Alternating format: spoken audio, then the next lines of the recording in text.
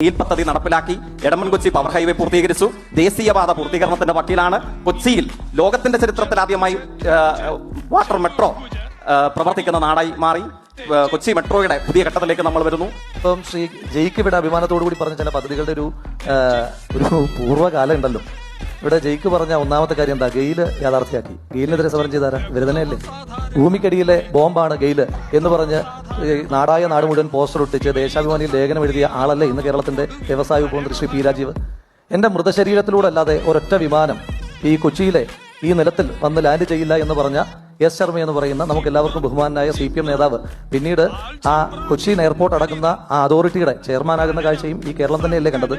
പിന്നീട് അദ്ദേഹം പറഞ്ഞ ദേശീയപാത വികസനത്തിനെതിരായിട്ട് കേരളത്തിൽ സമരം ചെയ്ത ശ്രീ മുരളി അടക്കമുള്ള ആളുകൾ ഏത് പാർട്ടിയുടെ നേതാക്കന്മാരാണ്? ഇവരുടെ നേതാക്കന്മാർ തന്നെയല്ലേ. അദ്ദേഹത്തെ പിന്നീട് എനിക്ക് എന്റെ ഓർമ്മ ശരിയാണെങ്കിൽ ഗുരുവായൂർ ദേവസ്വം ബോർഡിന്റെ ചെയർമാനാക്കുകയോ മറ്റോ ചെയ്തു. ഏത് ഈ ദേശീയപാതയ്ക്കെതിരായിട്ട് സമരം ചെയ്ത ആളെ.